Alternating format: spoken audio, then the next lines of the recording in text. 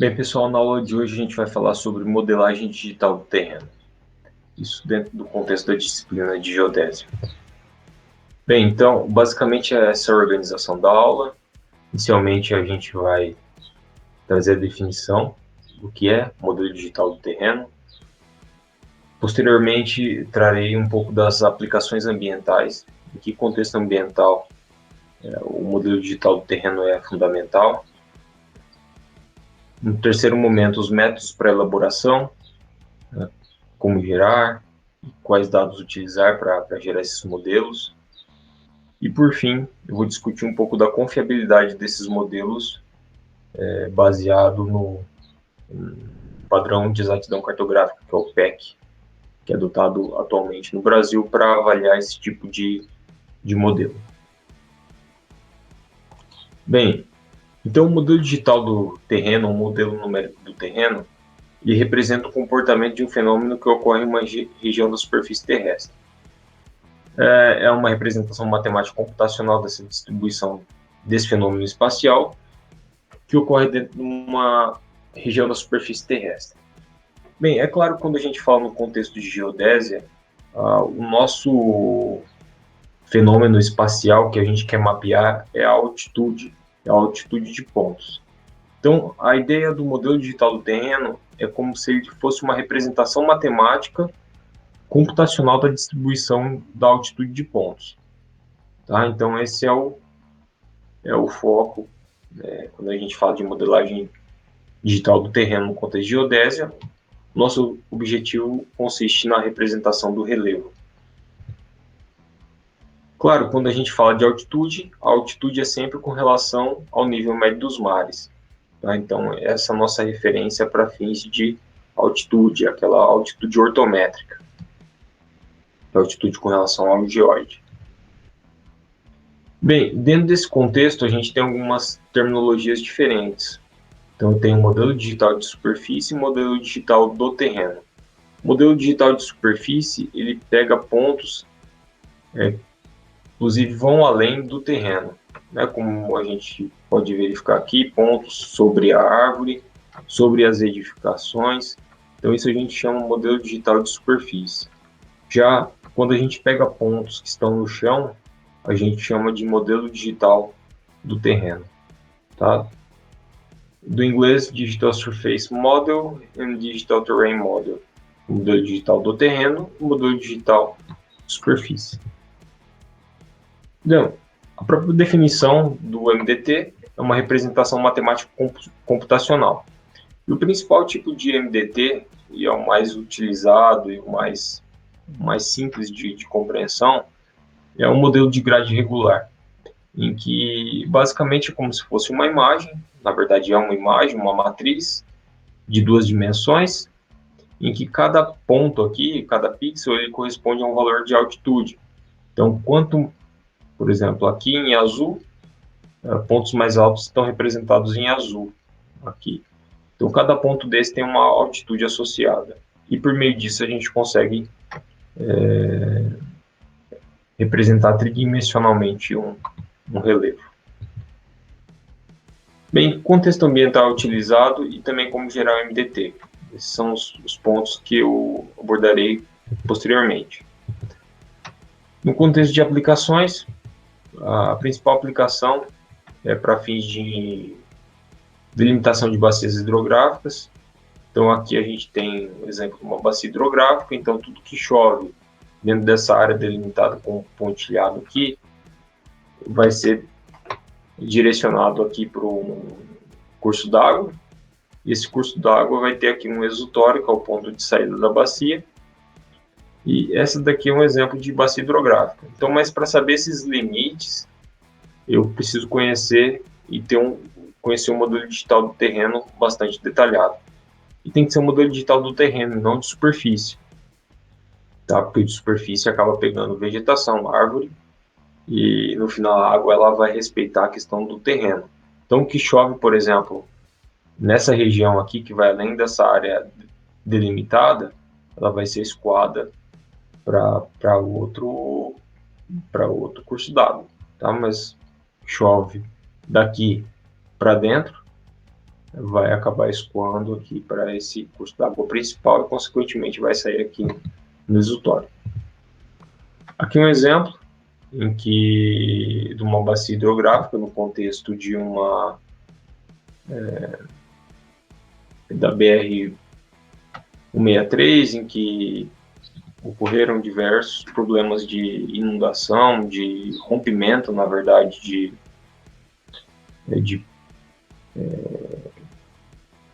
da própria pista, em virtude do aumento excessivo de água. E aí, algo bastante importante é que tudo que acontece nessa bacia hidrográfica ela vai impactar aqui no ponto do exutório, que é o ponto de saída.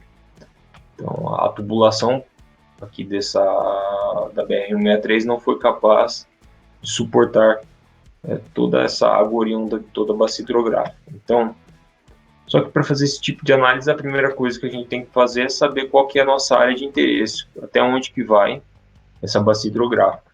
Até porque aqui a gente tem a questão da própria rodovia.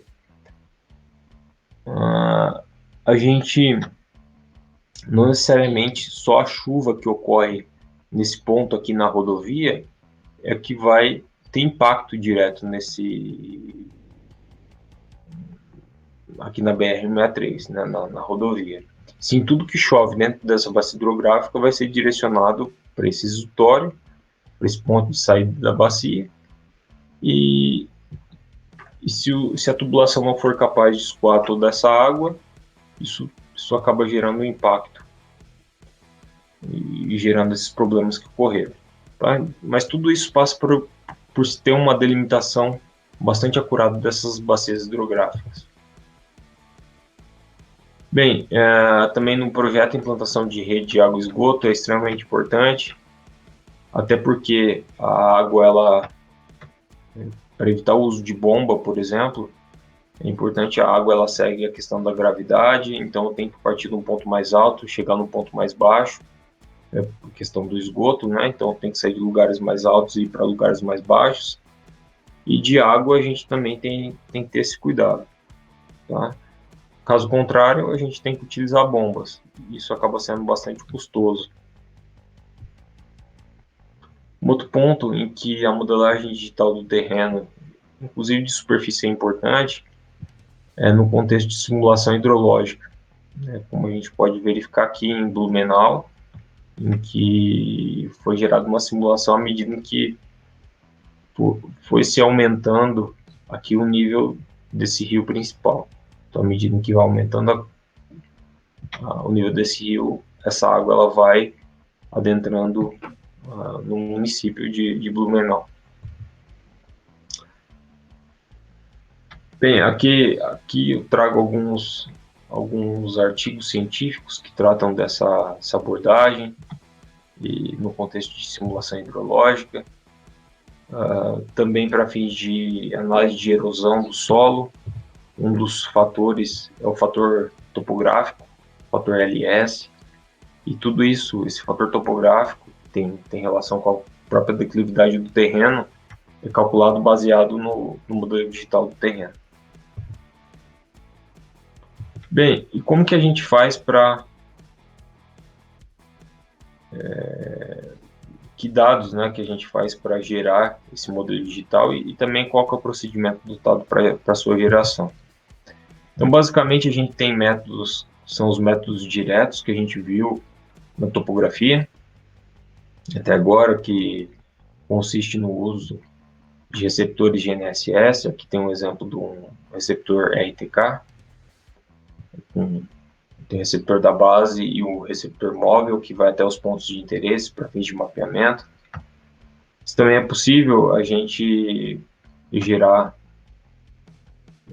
mapas, gerar modelos digitais do terreno utilizando sensores aerotransportados, né, que tem os LiDARs, inclusive tem atualmente os VANTs, veículos aéreos não tripulados, com sensores RGB, que são câmeras simples, essas que a gente está acostumado, e também é possível a gente gerar esse tipo de modelagem com os drones, ou VANTs, veículos aéreos não tripulados. Isso vai ser um tema que abordarei nas próximas aulas, mas que vocês tenham uma ideia disso, que para gerar parte de modelagem do terreno, a gente pode utilizar tanto de sensores ou métodos indiretos, que não têm contato direto com o alvo que eu quero mapear, ou métodos diretos em que se faz uso, por exemplo, de receptores de GNSS ou estação total, que a gente já tem contato direto com aquilo que a gente pretende mapear. Que são exemplos de levantamento geodésico, em que a gente pode fazer uso desses receptores para fins de levantamento de pontos para a representação do terreno. Esses receptores eles podem estar embarcados, por exemplo, em veículos, em carro mesmo, nos municípios, na área urbana, e a partir disso, tendo a altura do receptor GNSS, é possível também a gente calcular um modelo digital do terreno com esse tipo de receptor, inclusive utilizando métodos não estáticos, sim métodos cinemáticos, que a gente já viu em aulas anteriores. Também os levantamentos topográficos, utilizando estação total, é uma possibilidade. Também de geração de modelo digital do terreno. Aqui a gente tem um vídeo rapidinho que exemplifica isso daí.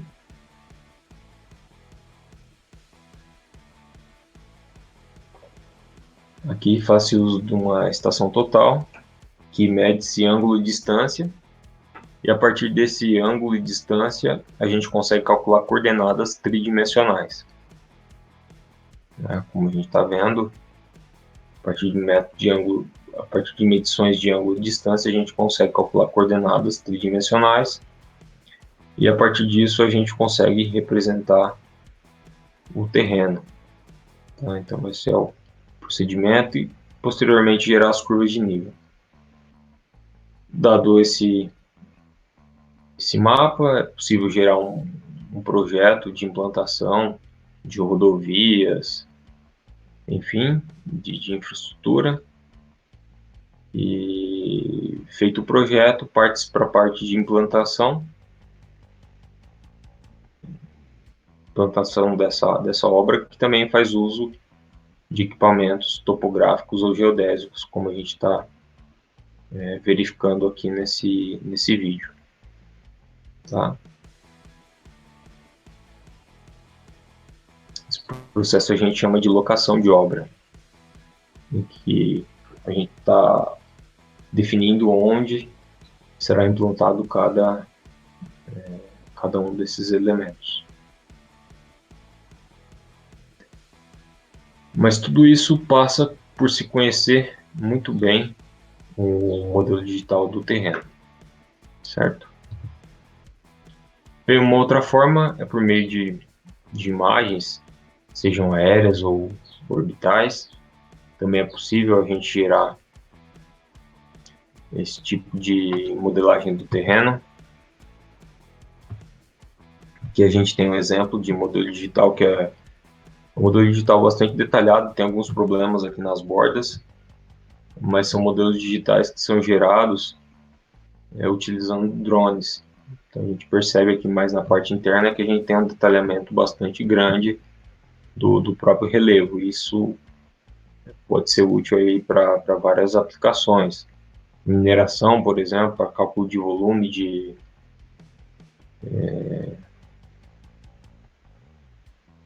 para volume de minério, né? Enfim, são algumas possibilidades. A gente pode utilizar também, se eu tiver um modelo digital do terreno de superfície, que é o que pega na copa da árvore, estimar a biomassa, por exemplo, uma floresta, um determinado objeto, de elementos que são importantes. Bem, um ponto principalmente nesses métodos diretos, um ponto bastante importante é relacionado com a amostragem de dados. Então, eu não posso amostrar de forma aleatória. Então, por exemplo, se a gente tem lugares que são planos e lugares que são mais...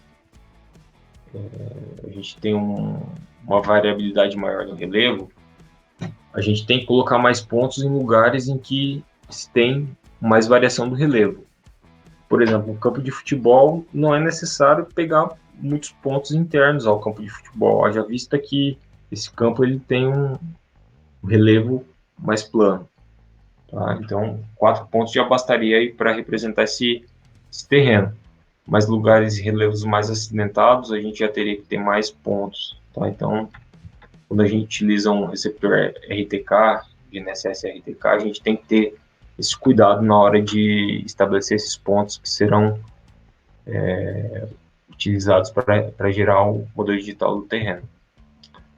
Só que aqui a gente tem pontos que são irregularmente espaçados e a gente tem que gerar esses pontos regularmente espaçados.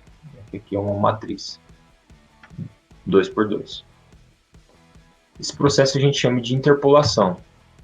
Esses daqui são alguns métodos de interpolação. Esse vai ser um tema que eu vou abordar numa próxima aula, em que basicamente a gente tem algumas estratégias para definir essa grade regular. Então vamos imaginar aqui em que essa grade regular, eu vou ter pontos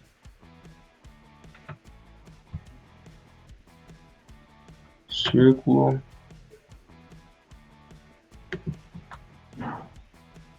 imagina que para eu gerar essa grade regular eu vou ter vários pontos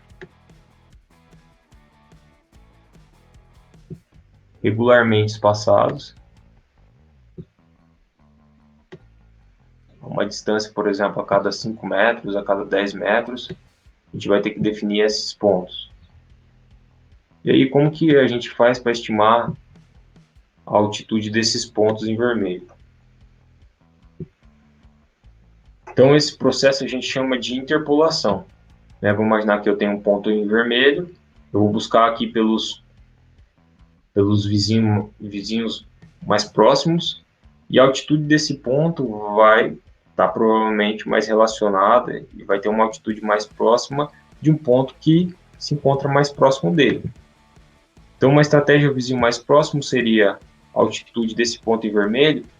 Bem, aqui olhando, supõe-se que esse ponto em vermelho ele é mais próximo desse ponto aqui, que foi o ponto que a gente levantou com o RTK, com a estação total.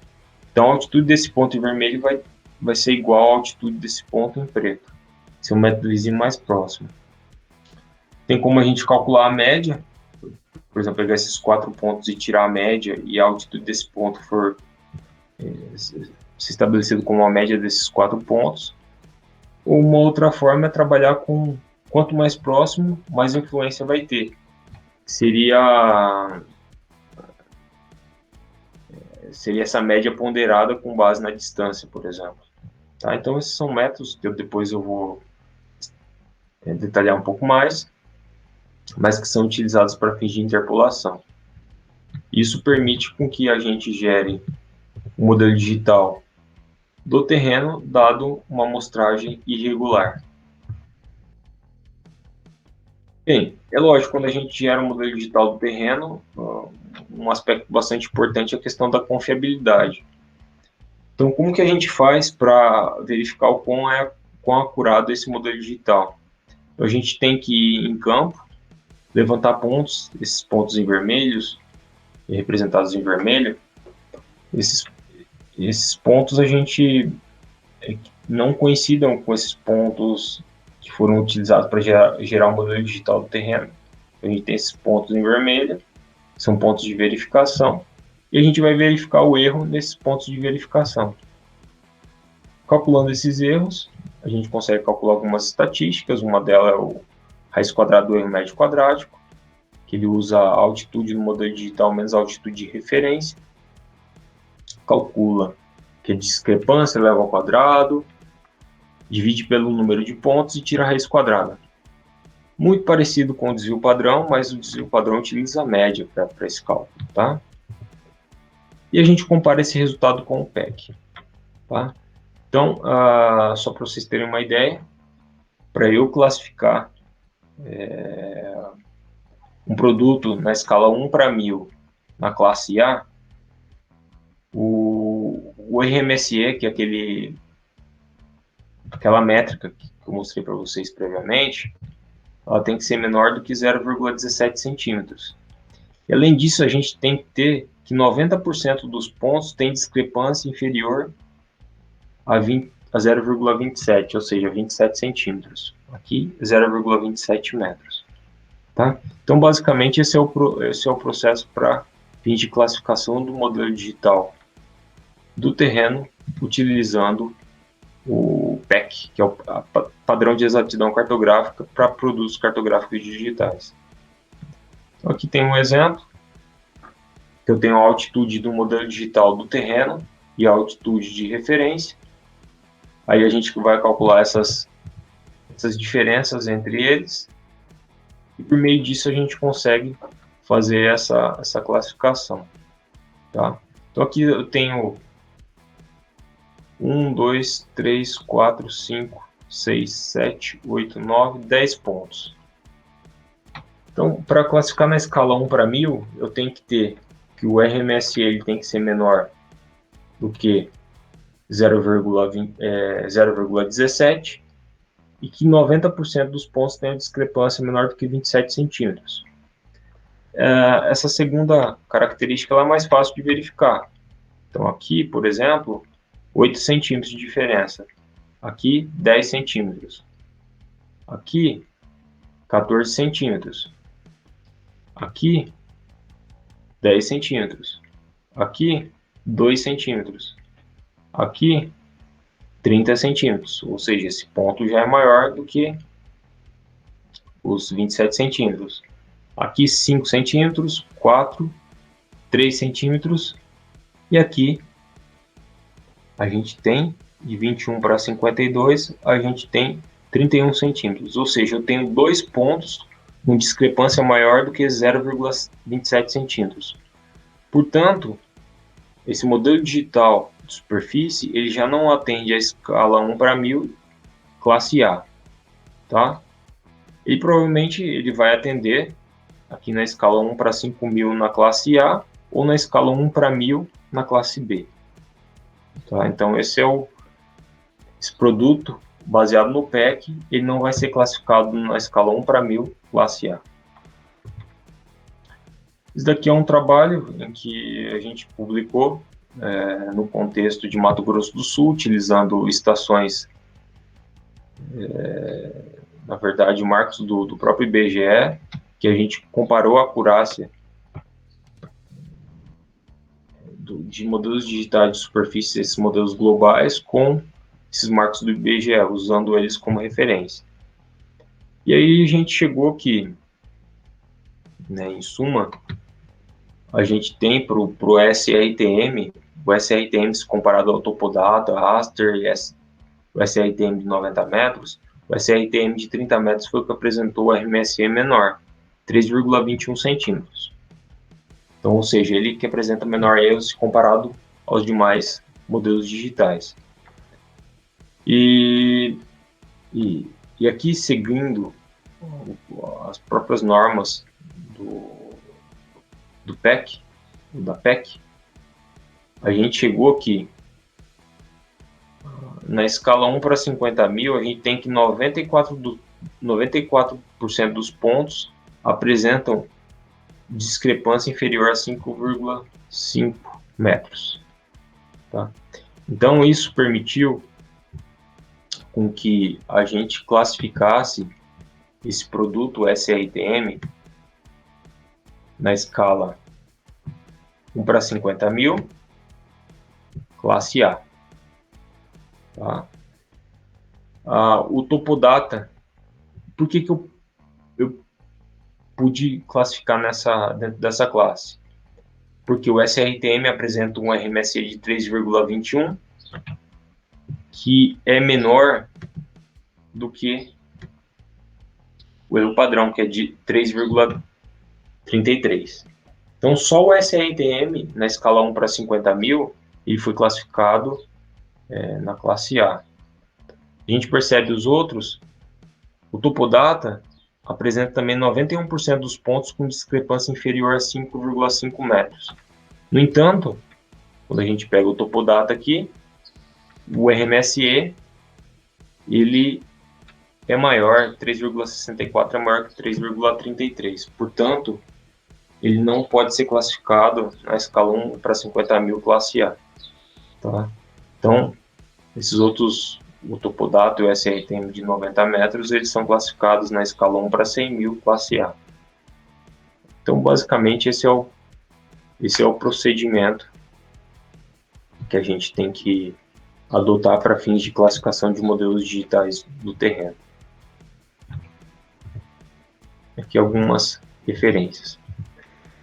E, pessoal, então com isso, espero que vocês tenham compreendido basicamente o que é um modelo digital do terreno, em quais aplicações ele pode ser utilizado, quais são os métodos utilizados para sua elaboração e, por fim, lógico, para a gente utilizar eu tenho que saber o quão confiável é esse método, e para isso a gente faz uso da legislação brasileira, que é baseada num padrão de exatidão cartográfica. Bom, até mais, pessoal.